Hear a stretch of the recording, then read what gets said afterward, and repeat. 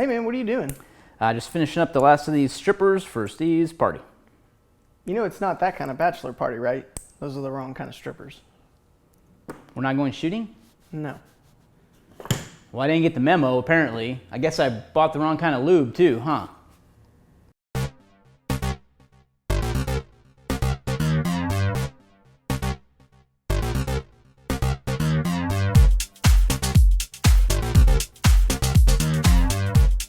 Hey guys, welcome to Gear Tasting. Today I wanted to start off talking about some Lancer mags that I got, but it started getting me into the thought of maybe I should talk about some ammo stuff too. So this is kind of going to be a mix of both the new Lancer mags I got in and then also kind of talking about ammunition stuff too. So I was pulling out some ammo to load these because I wanted to kind of show with the new mags kind of how you can see through them. The Lancer mags are kind of transparent like this.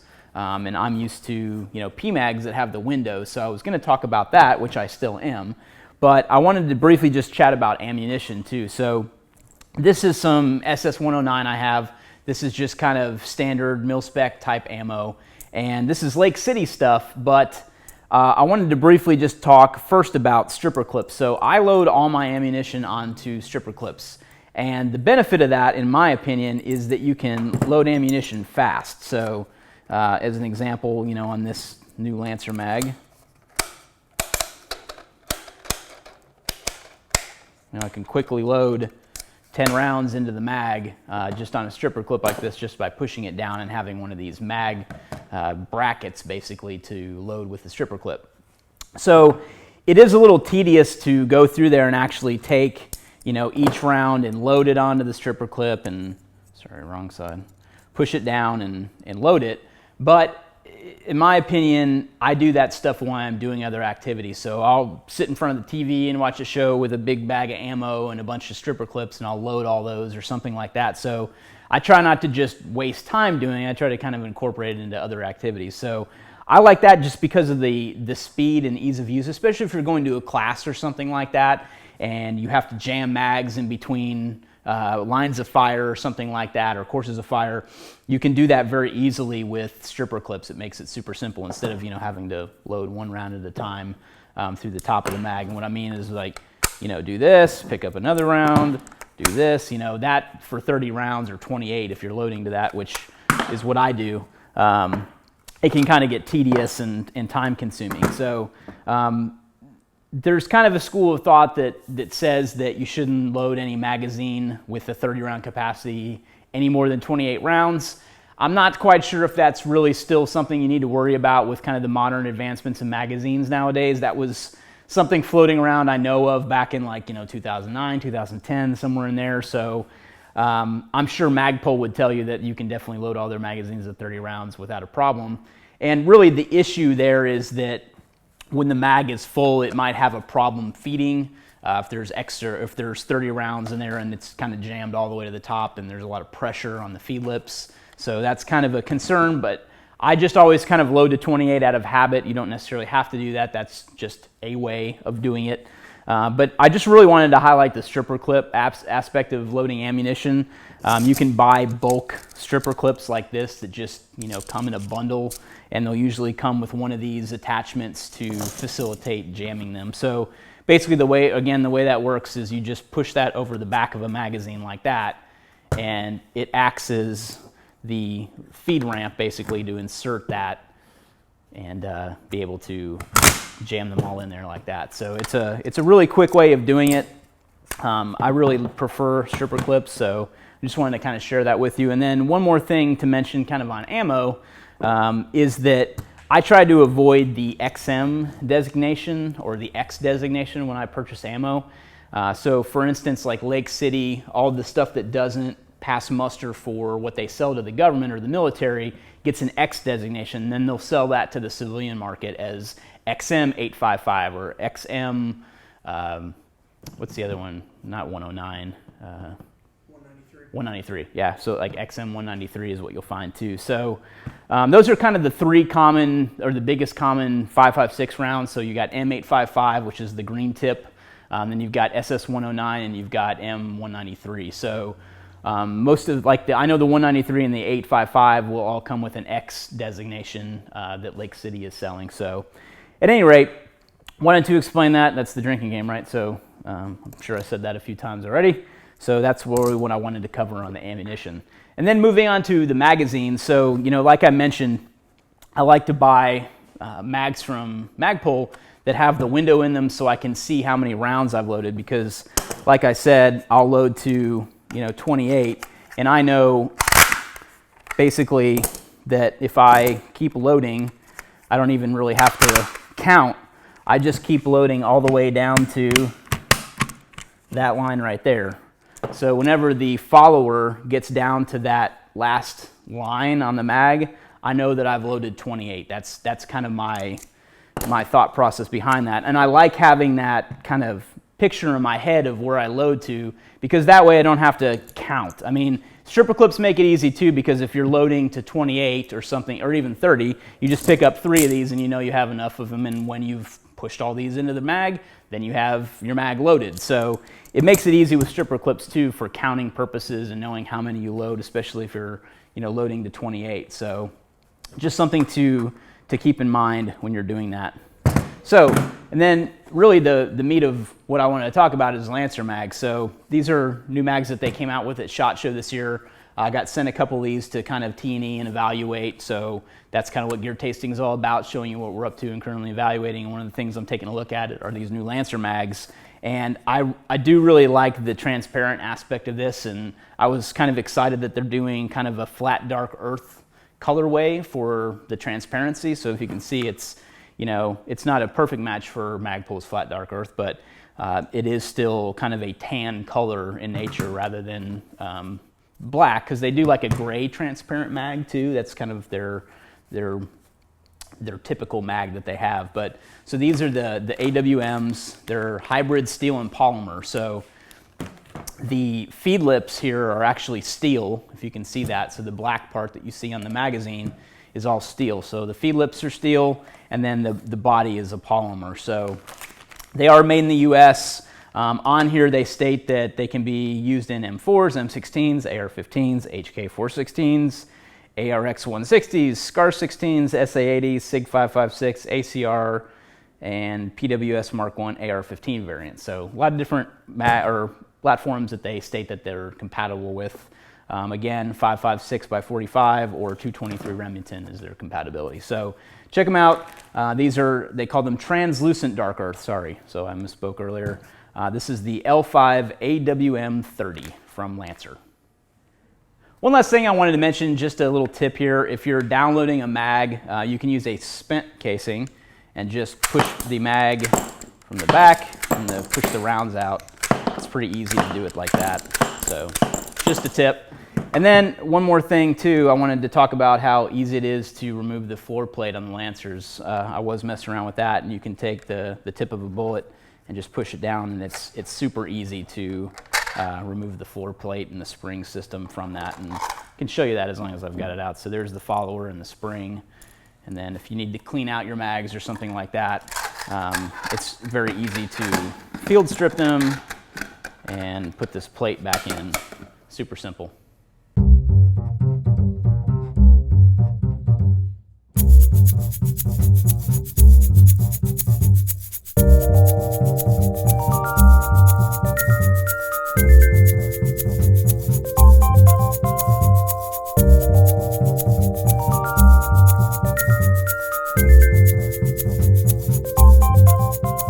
Welcome to Questions Over Coffee.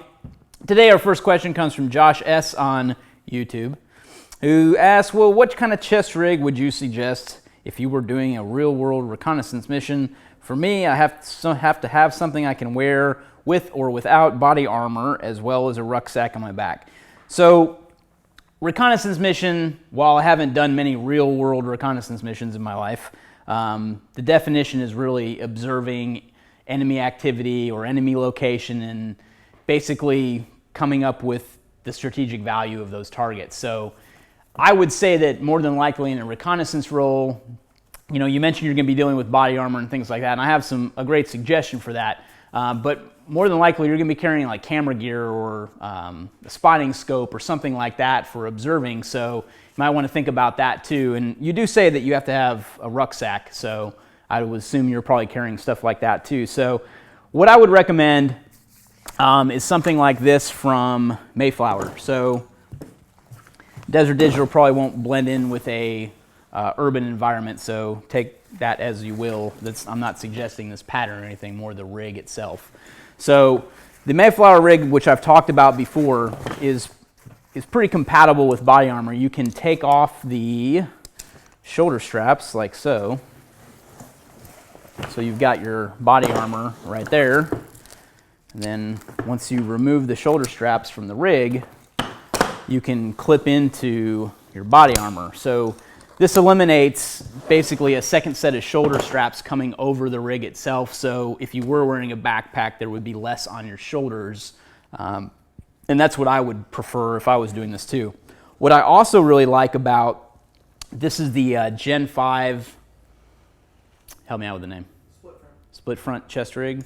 It is Gen 5 though, right? Okay.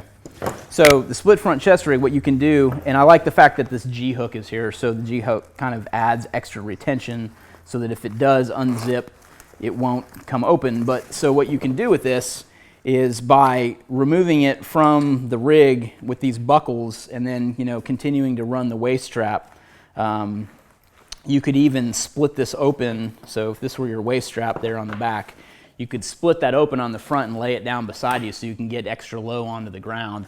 Because if you're running mags and things like that, obviously there's some elevation on your chest and you're not as low as you can get possibly. And if you're in a, you know, observing position or a forward observer position for a long period of time, laying on your mags and other things that are in your chest rig can probably get uncomfortable after a while. So I would recommend something like this. So again, I'll post some details of some stuff we've done on the Mayflower stuff down in the video description. You can check out some links of the full review on this kit. But this is what I would recommend from Mayflower for your question. All right, next question comes to us via email through somebody named AGNU503I. I don't know if your mom named you that, but it's very confusing to read. Anyway, what carry options do you recommend for carrying a pen and paper? What different pens do you like and recommend? And how do you incorporate written notes into your GTD system? So great question. GTD, by the way, stands for Getting Things Done.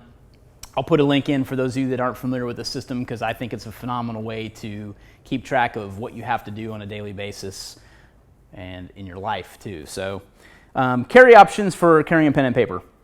It really depends on the situation. So on a daily basis, I'm usually carrying a notebook in my back pocket as well as a pen in my pocket. So I've always got this with me wherever I go.